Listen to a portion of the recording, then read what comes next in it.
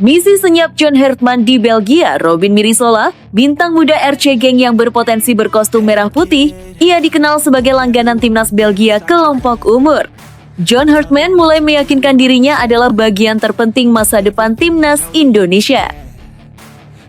Turun gunung demi masa depan Garuda, Nova Arianto kembali kawal timnas U17 hadapi Cina. Meski sudah naik kelas ke U20, saya tidak ingin timnas U17 menurun prestasinya. Untuk sementara, saya kawal dulu, ungkapnya dengan nada penuh tanggung jawab. Efek Maarten Paes mengguncang Amsterdam. Ajax kagum dan bangga usai resmi datangkan Maarten Paes, popularitasnya kalahkan bintang Ajax lain. Ternyata Maarten Paes adalah bintang besar. Penggemarnya luar biasa banyak. Senyum, puas, John Hartman. Jadi sinyal bahaya, Miliano, Jonathan. Super Sub istimewa calon bintang besar. Miliano memiliki kombinasi atribut yang komplit, kecepatan eksplosif, dribble papan atas dan keganasan saat menyerang, ujar John Hartman bangga. Garuda Futsal benar-benar bikin gempar Asia hingga Eropa. Timnas Indonesia tembus semifinal Piala Asia Futsal 2026. Hector Soto yakin Vietnam bisa digulung. Simak fakta selengkapnya berikut ini.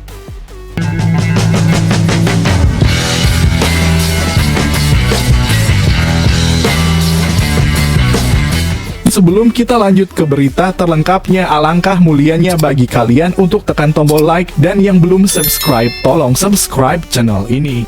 Misi senyap John Hartman di Belgia, Robin Mirisola, bintang muda RC Genk yang berpotensi berkostum merah putih, ia dikenal sebagai langganan timnas Belgia kelompok umur. John Hartman mulai meyakinkan dirinya adalah bagian terpenting masa depan timnas Indonesia. Langkah John Hartman dalam membangun kekuatan timnas Indonesia terus menghadirkan cerita menarik. Kali ini sorotan tertuju ke Belgia, tepatnya ke markas RC Genk, klub yang dikenal sebagai pabrik talenta muda Eropa. Di sanalah Hartman melakukan kunjungan penting, bertemu dengan salah satu pemain muda potensial bernama Robin Mirisola, sebuah nama yang mulai membuat publik sepak bola Indonesia penasaran. Robin Mirisola bukan pemain sembarangan. Ia merupakan bagian dari sistem elit sepak bola Belgia dan dikenal sebagai langganan timnas Belgia kelompok umur. Karirnya berkembang di lingkungan kompetitif, ditempa dengan standar tinggi sejak usia muda. Bermain untuk RC Genk, klub yang melahirkan banyak pemain top Eropa, Mirisola jelas memiliki kualitas yang tidak bisa dipandang sebelah mata. Namun yang membuat kisah ini semakin menarik adalah fakta bahwa Robin Mirisola memiliki darah keturunan Indonesia. Celah inilah yang coba dibuka oleh John Hartman. Dengan pengalamannya menangani pemain multikultural di berbagai negara, Hartman memahami bahwa keputusan membela tim nasional bukan hanya soal teknis sepak bola, tetapi juga soal identitas, ikatan emosional, dan visi masa depan. Kunjungan Hartman ke Belgia bukan sekadar silaturahmi biasa. Ia datang membawa misi, meyakinkan Robin Mirisola bahwa membela timnas Indonesia adalah pilihan yang layak dipertimbangkan secara serius. Dengan gaya komunikasinya yang khas tenang, persuasif, dan penuh visi, Hartman ingin menunjukkan bahwa proyek timnas Indonesia bukan proyek jangka pendek, melainkan perjalanan besar menuju panggung dunia. Bagi Mirisola, keputusan ini tentu tidak mudah. Ia sudah lama menjadi bagian dari sistem timnas Belgia usia muda, negara dengan tradisi sepak bola yang kuat dan infrastruktur kelas dunia. Namun persaingan di Belgia sangat ketat. Banyak pemain berbakat harus bersaing ekstra keras hanya untuk mendapatkan satu tempat. Disinilah Hartman menawarkan perspektif berbeda. Timnas Indonesia, di bawah arahan baru, tengah memasuki fase transformasi. Pembinaan pemain keturunan, peningkatan kualitas kompetisi, serta target jangka panjang menuju level Asia dan dunia menjadi fondasi utama. Hartman ingin Mirisola melihat Indonesia bukan sebagai opsi alternatif, melainkan kesempatan emas untuk menjadi bagian penting dari sejarah. Dengan latar belakang Eropa dan pengalaman internasional sejak usia muda, Robin Mirisola berpotensi menjadi aset besar bagi skuad Garuda. Kehadirannya tidak hanya akan menambah kualitas teknis, tetapi juga membawa mentalitas profesional dan standar latihan tinggi yang bisa menular ke pemain lain. Hartman diyakini tidak sekadar menawarkan tempat di tim, ia menawarkan peran, tanggung jawab, dan peluang berkembang. Dalam proyek besar timnas Indonesia, pemain dengan profil seperti Mirisola bisa menjadi pilar masa depan. Apalagi jika proses naturalisasi berjalan lancar dan mendapat restu dari sang pemain serta keluarganya. Upaya ini juga menegaskan keseriusan PSSI dan jajaran pelatih dalam menyisir talenta diaspora Indonesia di berbagai belahan Eropa. Tidak asal merekrut, tetapi melalui pendekatan personal dan komunikasi yang menghargai pilihan pemain. Hertman paham, keputusan membela negara adalah keputusan hati, bukan paksaan. Kini, bola ada di tangan Robin Mirisola. Apakah ia akan tetap menunggu peluang di Belgia atau justru memilih menapaki jalan baru bersama Merah Putih? Satu hal yang pasti, kunjungan John Hertman ke Belgia telah membuka babak baru dalam cerita panjang pencarian talenta terbaik untuk timnas Indonesia. Jika misi ini berhasil, maka bukan tidak mungkin publik akan segera melihat nama Robin Mirisola bergema di stadion-stadion Asia, mengenakan seragam Garuda, membawa harapan baru bagi sepak bola Indonesia.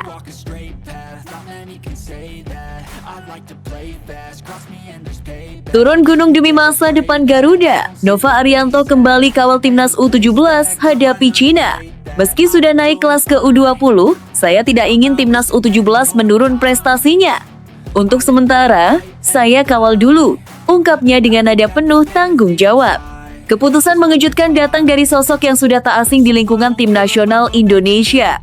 Nova Arianto kembali turun gunung untuk mengawal timnas U17 Indonesia dalam laga uji coba melawan Cina. Yang membuat langkah ini semakin menarik, Nova sejatinya sudah mendapat promosi untuk menangani timnas U20. Namun demi satu hal penting masa depan prestasi Garuda, ia memilih kembali mendampingi para pemain muda. Langkah tersebut bukan tanpa alasan. Nova menegaskan bahwa ia tidak ingin performa timnas U17 mengalami penurunan hanya karena perubahan struktur kepelatihan. Baginya, fase usia ini adalah fondasi krusial yang tidak boleh goyah sedikit pun. Saya tidak ingin timnas U17 menurun prestasinya. Untuk sementara, saya kawal dulu, ungkapnya dengan nada penuh tanggung jawab. Uji coba melawan Cina menjadi momen penting, bukan sekadar pertandingan persahabatan. Laga ini dipandang sebagai tolok ukur perkembangan para pemain muda Indonesia setelah melewati berbagai turnamen dan program pembinaan. Nova memahami betul bahwa satu periode transisi yang tidak terjaga bisa berdampak panjang terhadap kualitas generasi berikutnya. Meski statusnya kini sudah berada di level timnas U20, Nova menilai pembinaan usia muda adalah mata rantai yang tidak boleh terputus. Bagaimanapun juga ini adalah pembibitan generasi terbaik untuk menuju timnas senior kelak, tegasnya. Kalimat itu mencerminkan filosofi kepelatihannya. Prestasi jangka panjang lebih penting daripada sekadar target sesaat. Keputusan Nova mendapat apresiasi luas. Tidak banyak pelatih yang bersedia kembali menangani level usia yang lebih muda setelah naik jabatan. Namun Nova melihat situasi ini secara berbeda. Ia memahami karakter, potensi, serta mental para pemain U17 karena terlibat langsung sejak awal proses. Kehadirannya di pinggir lapangan diyakini akan memberikan rasa aman dan kepercayaan diri bagi para pemain. Timnas U17 Indonesia sendiri tengah berada dalam fase krusial. Banyak pemain berbakat mulai mencuri perhatian, namun konsistensi dan mental bertanding masih perlu diasah. Menghadapi China, tim Garuda Muda akan diuji dari segi disiplin, fisik, hingga kecerdasan bermain. Disinilah peran Nova menjadi sangat vital, memastikan bahwa para pemain tidak hanya bermain bagus, tetapi juga belajar menghadapi tekanan. Bagi Nova, laga uji coba ini adalah ruang evaluasi. Ia ingin memastikan bahwa standar permainan timnas U17 tetap terjaga, bahkan meningkat. Tidak ada kompromi dalam hal kualitas. Setiap detail, mulai dari organisasi permainan, transisi, hingga sikap pemain di lapangan menjadi perhatian serius. Lebih jauh, keputusan ini menunjukkan visi besar dalam pembangunan sepak bola nasional. Nova dan jajaran pelatih timnas memahami bahwa timnas senior yang kuat tidak lahir secara instan. Semua berawal dari pembinaan usia dini yang konsisten, terarah, dan berkelanjutan. U17 adalah pintu awal menuju jenjang yang lebih tinggi, termasuk U20, U23, hingga akhirnya timnas senior. Langkah Nova Arianto kembali mengawal timnas U17 melawan Cina bisa jadi terlihat sederhana, namun dampaknya sangat besar. Ini adalah pesan tegas bahwa prestasi tidak boleh dibangun setengah-setengah dan regenerasi harus dijaga dengan penuh kesungguhan. Kini, publik menanti hasilnya. Akankah timnas U17 Indonesia menunjukkan progres positif di bawah kawalan langsung Nova Arianto? Satu hal yang pasti, keputusan turun gunung ini bukan langkah mundur, melainkan investasi besar demi masa depan Garuda. Efek Maarten Paes mengguncang Amsterdam. Ajax kagum dan bangga usai resmi datangkan Maarten Paes, popularitasnya kalahkan bintang Ajax lain. Ternyata Maarten Paes adalah bintang besar. Penggemarnya luar biasa banyak. Jagat sepak bola Belanda mendadak bergetar. Ajax Amsterdam resmi memperkenalkan Maarten Paes sebagai kiper terbaru mereka, dan reaksi yang muncul jauh melampaui ekspektasi. Bukan hanya soal kualitas di bawah Mister, tetapi juga soal status bintang besar yang melekat kuat pada diri Paes, terutama berkat kiprahnya bersama timnas Indonesia. Ajax bukan sekadar mendapatkan penjaga gawang berpengalaman, mereka mendapatkan fenomena global. Hal itu diakui langsung oleh Direktur Teknik Ajax Amsterdam yang mengaku terkejut sekaligus bangga setelah melihat dampak kehadiran Paes. Ternyata Maarten Paes adalah bintang besar. Penggemarnya luar biasa banyak, ujarnya dengan nada takjub. Sejak pengumuman transfer dilakukan, akun media sosial resmi Ajax langsung diserbu penggemar, mayoritas berasal dari Indonesia. Nama Maarten Paes menjadi trending, unggahan perkenalannya mencatat lonjakan interaksi yang belum pernah terjadi sebelumnya. Bahkan, jumlah pengikut Paes di media sosial disebut mengalahkan beberapa pemain bintang Ajax. Saat ini sebuah fakta yang membuat manajemen klub terdiam sejenak. Bagi Ajax Amsterdam, situasi ini adalah kejutan menyenangkan.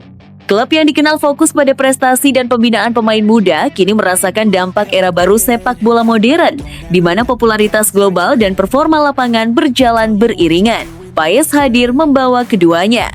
Direktur Teknik Ajax menegaskan bahwa fenomena tersebut bukan kebetulan.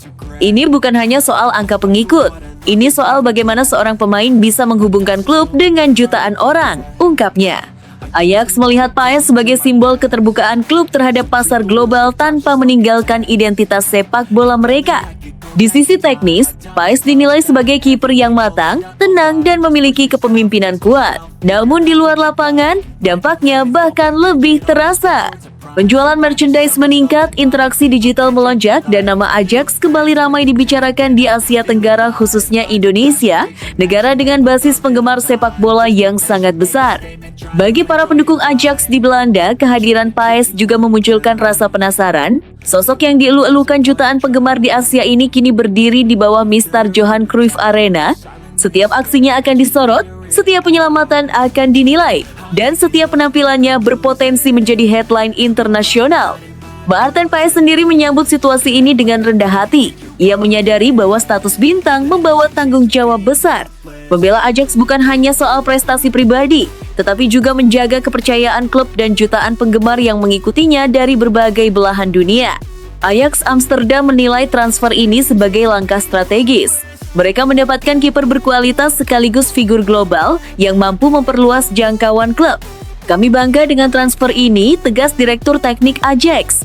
Paes membawa sesuatu yang berbeda, baik di lapangan maupun di luar lapangan. Fenomena ini juga menjadi bukti nyata besarnya daya tarik timnas Indonesia di mata dunia. Popularitas Paes tidak lepas dari kecintaannya terhadap merah putih dan dukungan masif publik Indonesia. Dari stadion hingga media sosial, namanya kini identik dengan kebangkitan sepak bola Indonesia di panggung internasional. Kini, sorotan tertuju ke satu hal, bagaimana Maarten Paes menjawab ekspektasi besar itu di lapangan hijau. Dengan tekanan tinggi, dukungan luar biasa, dan panggung sebesar Ajax Amsterdam, Paes berada di titik krusial kariernya. Satu hal sudah pasti, transfer ini bukan sekadar perpindahan pemain. Ini adalah pertemuan antara tradisi besar Ajax dan gelombang dukungan global dari Indonesia. Dan Maarten Paes berdiri tepat di tengah-tengahnya sebagai kiper, sebagai bintang, dan sebagai simbol era baru sepak bola modern. Senyum puas John Hartman. Jadi sinyal bahaya, Miliano Jonathan. Super sub istimewa calon bintang besar. Miliano memiliki kombinasi atribut yang komplit, kecepatan eksplosif, dribble papan atas dan keganasan saat menyerang, ujar John Hartman bangga. Senyum puas terpancar jelas dari wajah John Hartman usai pertandingan berakhir. Bukan tanpa alasan, pelatih berpengalaman itu baru saja menyaksikan penampilan luar biasa dari seorang pemain muda yang kembali mencuri perhatian. Nama Miliano Jonathan kini semakin nyaring terdengar, bukan hanya sebagai pelapis, melainkan sebagai senjata rahasia yang mampu mengubah jalannya laga. 2 pertandingan, 2 gol. Catatan itu mungkin terlihat sederhana di atas kertas, namun maknanya jauh lebih dalam. Menariknya, kedua gol tersebut dicetak Miliano bukan sebagai starter, melainkan sebagai pemain pengganti. Perannya sebagai penyerang sayap kanan justru membuat dampaknya semakin terasa. Masuk dari bangku cadangan, ia langsung menghadirkan ancaman nyata bagi lini pertahanan lawan. John Hartman pun tak ragu melontarkan pujian. Super sub yang istimewa, ungkapnya singkat namun syarat makna. Kalimat itu seolah menjadi pengakuan resmi bahwa Miliano bukan sekadar pemain muda berbakat, melainkan sosok yang siap bersaing di level tertinggi. Pergerakan Miliano di sisi kanan lapangan benar-benar memukau. Kecepatannya membuat bek lawan kerepotan, sementara keberaniannya dalam duel 1 lawan 1 menunjukkan mentalitas pemain besar. Ia tak ragu menusuk ke dalam, membuka ruang atau melepaskan tembakan ketika peluang muncul. Yang paling menonjol adalah feelingnya di depan gawang, sesuatu yang jarang dimiliki pemain seusianya. Sebagai pemain yang masih sangat muda, ketenangan Miliano saat berada di kotak penalti patut mendapat sorotan khusus.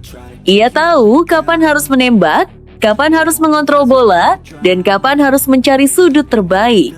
Insting golnya terasa alami, seolah ia sudah lama bermain di level elit. Hal inilah yang membuat banyak pengamat mulai menyebutnya sebagai calon bintang besar. Kelebihan Miliano tidak berhenti pada kecepatan semata. Ia memiliki kombinasi atribut yang komplit, kecepatan eksplosif, keganasan saat menyerang, serta olah bola yang sangat baik. Dalam situasi transisi, ia menjadi ancaman mematikan. Dalam kondisi menyerang terorganisir, ia mampu membaca permainan dengan cerdas. Paket lengkap inilah yang membuat Hartman begitu terkesan. Namun, seperti semua talenta muda, satu kata kunci akan menentukan masa depan Miliano Jonathan, konsistensi. Jika ia mampu mempertahankan performa seperti yang ditunjukkannya dalam 2 laga terakhir, bukan mustahil namanya akan menjadi andalan utama tim. Kesempatan bermain mungkin akan semakin besar, dan statusnya sebagai pemain pengganti bisa segera berubah menjadi starter reguler. Bagi John Hartman, Miliano adalah aset berharga. Layak menjadi pemain bintang, penilaian itu bukan pujian kosong, melainkan cerminan keyakinan terhadap potensi besar yang dimiliki sang pemain. Dengan pembinaan yang tepat, jam terbang yang cukup, serta mental yang terus diasah, Miliano Jonathan bisa menjelma menjadi ikon baru di lapangan hijau. Kini, sorotan tertuju padanya. Setiap sentuhan bola Miliano seolah mengundang rasa penasaran. Apa kejutan berikutnya? Jika senyum puas John Hartman adalah pertanda, maka sepak bola sedang menyambut lahirnya bintang baru dan Miliano Jonathan ada di jalur yang sangat tepat untuk mewujudkannya.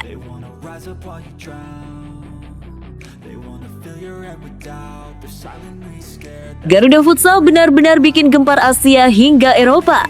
Timnas Indonesia tembus semifinal Piala Asia Futsal 2026. Hector Soto yakin Vietnam bisa digulung. Simak fakta selengkapnya berikut ini. Langkah Timnas Futsal Indonesia di Piala Asia Futsal 2026 semakin menggema. Setelah melalui perjuangan keras dan penuh determinasi, skuad Garuda akhirnya berhasil menembus babak semifinal. Capaian ini bukan sekadar prestasi, melainkan bukti nyata bahwa futsal Indonesia kini telah naik kelas dan layak diperhitungkan di level Asia. Di babak 4 besar, tantangan berat sudah menanti. Timnas Futsal Indonesia akan berhadapan dengan Vietnam, salah satu kekuatan futsal Asia Tenggara yang dikenal disiplin dan agresif. Namun alih-alih gentar, kepercayaan diri justru terpancar dari kubu Indonesia. Sang pelatih Hector Soto dengan tegas menyatakan optimismenya. Ia yakin anak asuhnya mampu menggulung Vietnam dan melangkah ke partai puncak. Perjalanan Indonesia menuju semifinal tidak datang dengan mudah. Setiap laga dilalui dengan intensitas tinggi, permainan cepat, dan mental bertanding yang semakin matang. Garuda Futsal tampil berani, agresif, dan penuh keyakinan. Transisi cepat, pressing ketat, serta penyelesaian akhir yang efektif menjadi ciri khas permainan Indonesia sepanjang turnamen ini. Hector Soto memegang peran sentral di balik kebangkitan tersebut. Pelatih asal Spanyol itu sukses menanamkan filosofi futsal modern kepada para pemain. Tidak hanya mengandalkan teknik individu, Timnas Futsal Indonesia kini tampil sebagai satu kesatuan tim yang solid, disiplin, dan cerdas membaca permainan. Menghadapi Vietnam, Soto menilai peluang Indonesia sangat terbuka. Kami menghormati Vietnam, tetapi saya yakin tim ini bisa menang, ungkapnya dengan penuh keyakinan. Bagi Soto, kepercayaan diri adalah modal utama, terutama setelah melihat konsistensi permainan timnya sejak fase awal turnamen. Vietnam memang bukan lawan yang bisa dianggap enteng. Mereka memiliki organisasi permainan yang rapi dan stamina kuat. Namun Indonesia punya keunggulan tersendiri, kecepatan, kreativitas, dan keberanian mengambil risiko. Kombinasi ini kerap menjadi pembeda di laga-laga krusial. Para pemain Indonesia pun menunjukkan mental juara. Tidak ada rasa puas meski sudah mencapai semifinal. Target mereka jelas, melangkah lebih jauh dan mencetak sejarah. Semangat juang itu terlihat dari cara mereka bertahan, menyerang, hingga merayakan setiap momen kecil di lapangan. Laga melawan Vietnam diprediksi berlangsung panas. Intensitas tinggi, duel keras, dan adu taktik akan menjadi suguhan utama. Namun Hector Souto menegaskan bahwa timnya sudah siap baik secara fisik maupun mental. Ia percaya para pemain mampu menjalankan game plan dengan disiplin dan penuh fokus. Lebih dari sekadar pertandingan, semifinal ini menjadi simbol kebangkitan futsal Indonesia. Dalam beberapa tahun terakhir, perkembangan futsal nasional menunjukkan grafik menanjak. Pembinaan yang lebih serius, kompetisi yang semakin kompetitif, serta sentuhan pelatih berkualitas mulai membuahkan hasil nyata. Keberhasilan menembus semifinal Piala Asia Futsal 2026 juga mengirim pesan kuat kepada Asia. Indonesia bukan lagi tim penggembira. Garuda Futsal kini datang sebagai penantang serius, siap bersaing dengan siapapun, termasuk Vietnam. Dukungan publik Indonesia pun menjadi energi tambahan. Harapan besar disematkan di pundak para pemain untuk terus melaju dan mengharumkan nama bangsa. Jika mampu menyingkirkan Vietnam, jalan menuju final akan terbuka lebar, dan mimpi besar itu semakin dekat dengan kenyataan. Kini, semua mata tertuju pada satu laga penentuan. Akankah keyakinan Hector Souto terbukti? Mampukah timnas futsal Indonesia menggulung Vietnam dan menorehkan sejarah baru di Piala Asia Futsal 2026? Jawabannya akan segera terungkap, namun satu hal sudah pasti, Garuda Futsal siap bertarung sampai titik darah penghabisan. Belum genap sebulan, Michael Carrick berpeluang samai rekor terbaik Amorim di Manchester United. Michael Carrick mengawali petualangan keduanya bersama Manchester United dengan hasil yang nyaris sempurna. Belum sebulan menangani setan merah, Carrick langsung mencatatkan 2 kemenangan besar yang mengundang perhatian. United sukses menumbangkan 2 tim teratas klasemen, menang 2-0 atas Manchester City dan 3-2 saat menghadapi Arsenal. Akhir pekan ini, Manchester United akan menjamu Fulham di Old Trafford. Laga ini menjadi kesempatan emas bagi Carrick untuk semakin membuktikan kapasitasnya sebagai kandidat kuat pelatih utama. Jika kembali meraih kemenangan, United akan mencatat 3 kemenangan beruntun di Liga Inggris, bahkan sebelum Carrick genap melatih selama 1 bulan. Catatan tersebut akan menyamai rekor kemenangan terpanjang Ruben Amorim bersama Manchester United di Premier League, yakni 3 laga beruntun yang dicatatkan pada Oktober lalu saat menghadapi Sunderland, Liverpool, dan Brighton. Modal United pun cukup menjanjikan. Mereka selalu mencetak gol dalam 11 laga terakhir Liga Inggris, serta hanya kebobolan 1 kali dalam 3 pertandingan terakhir di Old Trafford. Menurut kamu, mampukah Carrick menyamai rekor Amorim dan melanjutkan tren positif setan merah? Tulis pendapatmu di kolom komentar. Skenario gila Chelsea juara Liga Champions. Misi mustahil yang bisa jadi kenyataan. Sebuah skenario yang sulit dipercaya kini terbentang di hadapan Chelsea dalam upaya mereka menjuarai Liga Champions musim ini. Finish di posisi ke-6 pada babak kualifikasi menempatkan The Blues dalam jalur yang sangat menarik sekaligus penuh tantangan. Di babak 16 besar, Chelsea berpotensi menghadapi Newcastle, PSG, Karabakh, atau Monaco. Dari keempat tim tersebut, Newcastle dipandang sebagai kandidat terkuat untuk melaju jauh. Terlebih, klub asal Inggris itu berada di jalur undian yang relatif menguntungkan setelah Karabakh, lawan potensial mereka, baru saja menelan kekalahan telak 0-6 dari Liverpool. Dengan format undian baru UEFA, Chelsea bahkan berpeluang langsung bertemu Newcastle di babak 16 besar. Jika lolos, mereka bisa kembali menghadapi sesama klub Inggris di perempat final. Liverpool dan Tottenham yang finish di posisi ketiga dan keempat babak kualifikasi juga berada dalam potensi jalur yang sama. Hal ini membuka peluang terciptanya perempat final sesama tim Premier League. Skenario semakin luar biasa jika Chelsea harus menghadapi Arsenal atau Manchester City di semifinal demi mengamankan tiket final. Bahkan, bukan tidak mungkin final di Puskás Arena, Budapest pada 30 Mei nanti kembali mempertemukan 2 tim Inggris. Sejarah pernah mencatat dominasi Liga Inggris di Liga Champions, termasuk kisah pahit Chelsea di final 2008. Kini, peluang itu kembali terbuka. Menurut kamu, apakah Chelsea mampu menaklukkan skenario berat ini dan melangkah hingga final? Sampaikan pendapatmu di kolom komentar. Dari 350 ke 15.000 pound per pekan, kehidupan Max Dauman, wonderkid Arsenal berubah drastis. Kehidupan Max Dauman, talenta muda paling menjanjikan dari Akademi Arsenal, mengalami perubahan besar dalam waktu singkat. Pada 30 Januari, Arsenal secara resmi mengumumkan bahwa Dauman telah menandatangani perjanjian prakontrak yang akan mengikatnya bersama klub. Kesepakatan ini membuka jalan bagi Dauman untuk menandatangani kontrak profesional saat berusia 17 tahun pada Desember mendatang, sekaligus meningkatkan pendapatannya secara signifikan. Menurut laporan The Times, Dauman saat ini hanya menerima gaji 350 pounds per minggu, terendah di skuad utama Arsenal musim ini. Angka tersebut sangat kontras dengan Bukayo Saka yang menjadi pemain dengan bayaran tertinggi, mencapai 345.000 per minggu. Perbedaan hampir 1.000 kali lipat ini menggambarkan kerasnya realitas sepak bola profesional, terutama bagi pemain muda yang masih terikat kontrak akademi. Situasi ini umum terjadi di Inggris, mengingat regulasi melarang klub memberikan kontrak profesional sebelum pemain berusia 17 tahun dan mendapat persetujuan orang tua atau wali. Namun, penantian Dauman tampaknya akan terbayar lunas. Arsenal disebut siap memberinya gaji minimal 15.000 per minggu, melonjak lebih dari 42 kali lipat dari penghasilannya saat ini. Di usia 16 tahun, Dauman sudah mencuri perhatian. Ia menjadi pemain termuda kedua yang tampil di Premier League dan diproyeksikan mencetak sejarah sebagai pemain termuda di Liga Champions pada November 2025. Menurutmu, apakah Dauman akan menjadi bintang besar Arsenal di masa depan? Tulis pendapatmu di kolom komentar. Hugo Ekitike bongkar fakta mengejutkan. Hampir ke Newcastle tapi hatinya pilih Liverpool. Penyerang Liverpool Hugo Ekitike akhirnya mengungkap fakta menarik terkait masa depannya di Liga Inggris. Striker asal Prancis itu mengaku nyaris bergabung dengan Newcastle United sebelum akhirnya memutuskan berlabuh ke Anfield. Pengakuan ini disampaikan jelang laga panas Liverpool kontra Newcastle dalam lanjutan Premier League. Ekitike resmi menjadi bagian The Reds pada bursa transfer musim panas lalu setelah didatangkan dari Eintracht Frankfurt.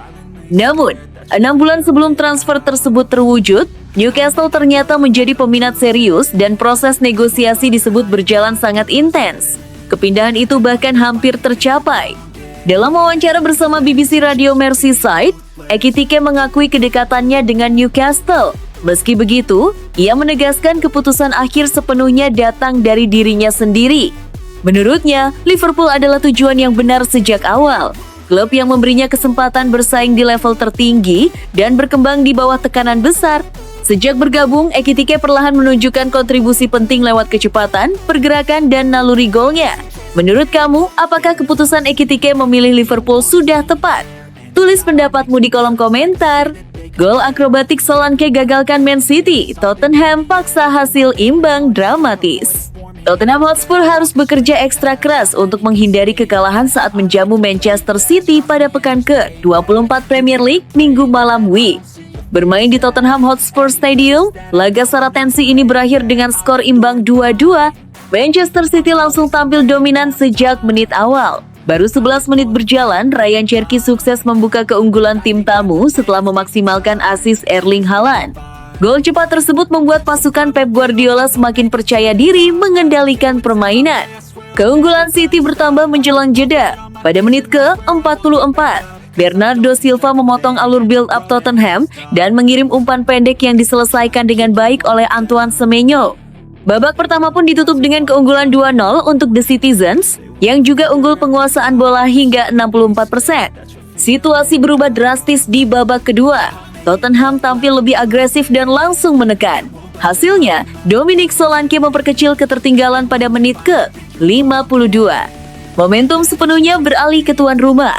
Pada menit ke-70, Solanke kembali mencatatkan namanya di papan skor lewat gol akrobatik bergaya kalajengking usai menerima umpan Conor Gallagher.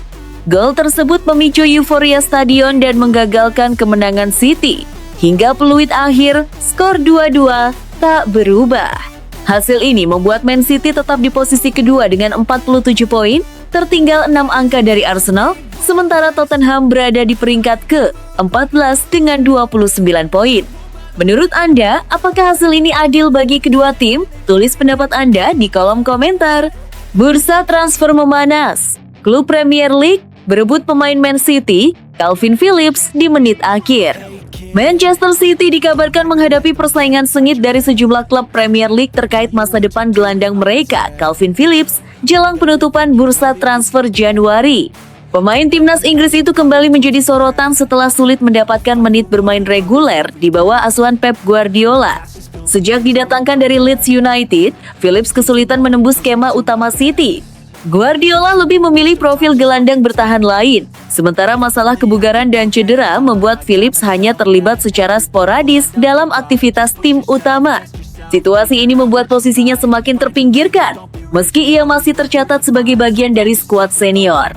Perubahan struktur lini tengah Manchester City juga turut memengaruhi nasib Phillips.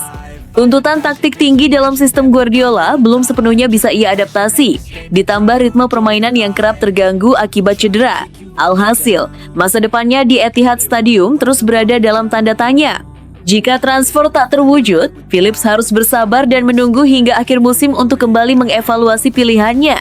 Menurut Anda, klub mana yang paling tepat untuk menyelamatkan karier Calvin Phillips? Tulis pendapat Anda di kolom komentar.